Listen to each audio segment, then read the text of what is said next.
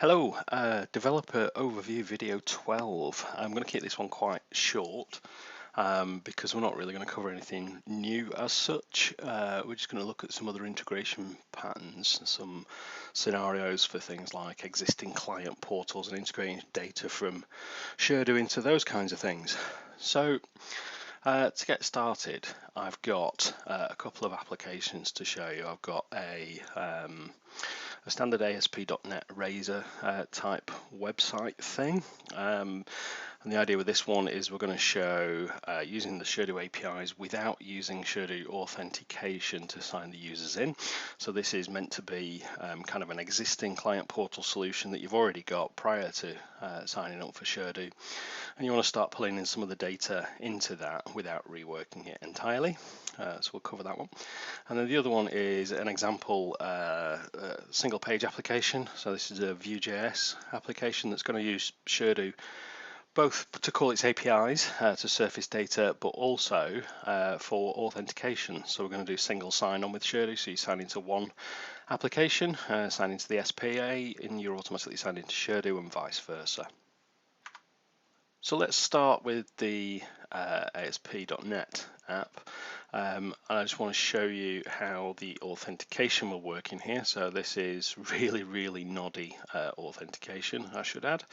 And what we've done is in here, when you go to log in and you sign in as user 1 or user 2, just some hard-coded users, it's going to log in, but it's also going to associate the user with a particular organization or person ID, which we'll then use that in a query to go and get cases from sharedo based upon that org. So you sign in as user 1 or user 2, it does the login, and it sets up a claims user that's got the client ID that they are associated with in sharedo as one of the claims. Before we can run that though, we need to actually set up the app itself. So you'll see in the index page, the index page model, when we go and get that, it's going to call this portfolio service to go and get matters for the client. And the client, of course, is the organization ID that we've got stored in the user's claims identity. When it does that, it's going to go and get a token, and we've covered this a few times now. So it's going to go and get a token that's going to be set up as an impersonate fixed client credentials application with a client ID and a secret. And it's just going to do what it did before. It's just going to go and get that token. But before we can do that, of course, we need to create this client ID that we've created here. So it's UI app 1 with a client secret of not a secret. So let's go do that in the browser. So I'll sign in. I'll go to the usual place, Launchpad admin, integrations, manage identity server. And then I'll add an application that's using the client credentials with fixed impersonation flow. And we're going to call this, what did I call it? UI app 1. So that's my client ID, and my secret is going to be not a secret. And I'm going to get it to impersonate my user, which is Wendy. It's going to use a 15-minute access token, but it's going to send those across as reference tokens. Covered all of that in the previous video to do with OAuth. Right, so now that that's saved, I should be able to switch back to my app and start this process. So let's do a .NET run.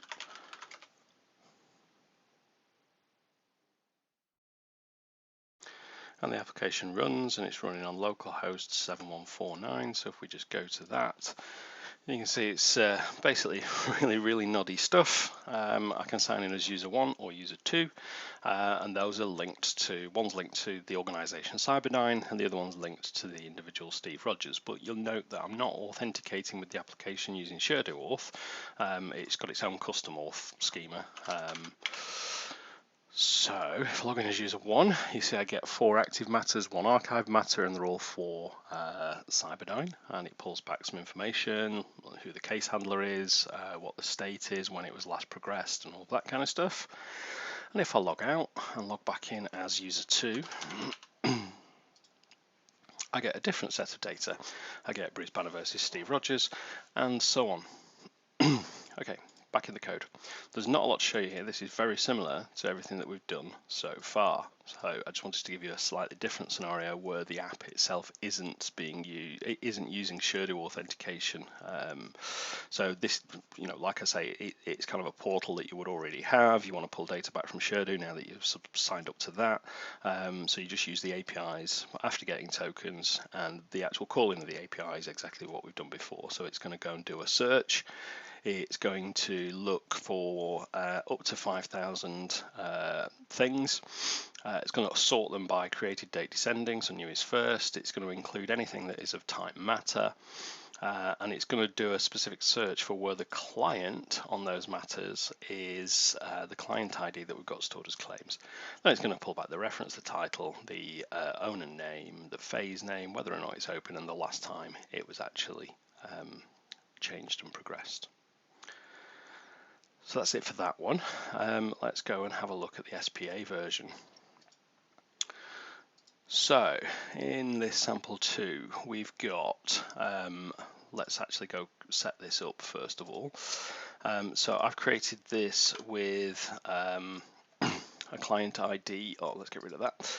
I've created this with a client ID of UI app 2 because I'm so creative. So let's add not a client credentials one this time, because we're actually going to use sharedo to sign into the application. So we'll add an authorization code flow application, and this will be called UI app 2. UI app 2. Client secret is not a secret, and in this case, because it's an SPA, the secret actually isn't secret. There's another flow you can use, which is authorization code with PKCE, that allows for verification between the client application and the server in a slightly different way that's a little bit more secure, but this will do for now. Now, when I'm setting up an OAuth client that is using auth code flow, it needs to send the tokens back to somewhere, and it does that by calling a URL. So, and that URL has to be pre-authorized in the client registration. So I'll add into here. I'm going to be running this on localhost 8200, and it needs to reply with tokens to the OAuth reply URL. So I'll add that. And then in addition, just setting up the client isn't enough to allow it to call the APIs, because this is running in the browser as an SPA. It needs to have a cause origin set up in sharedo, which allows the URL of the upstream application. It authorizes it to call the APIs. So the origin for that is going to be localhost 8200, and I'll add that. And we'll save. Now I don't need to do any impersonation or anything, because this is actually going to issue tokens based on who the user actually is. So let's go back to code and just go back to the right place, sample 2. And now I'm just going to do an npm run dev. Just going to fire up my Vue.js single page application, and then back to the browser. I'll just sign out from here first of all.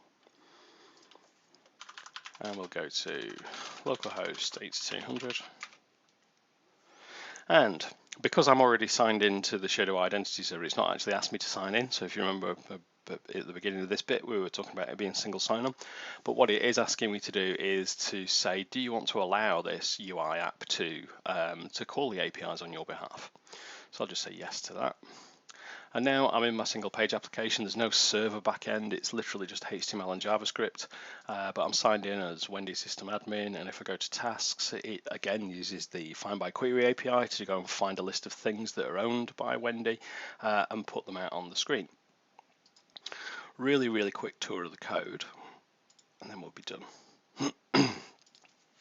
Okay, so app start.js is where this Vue.js app starts, and it calls this initialize method that comes from some code that we've implemented that does the auth code flow.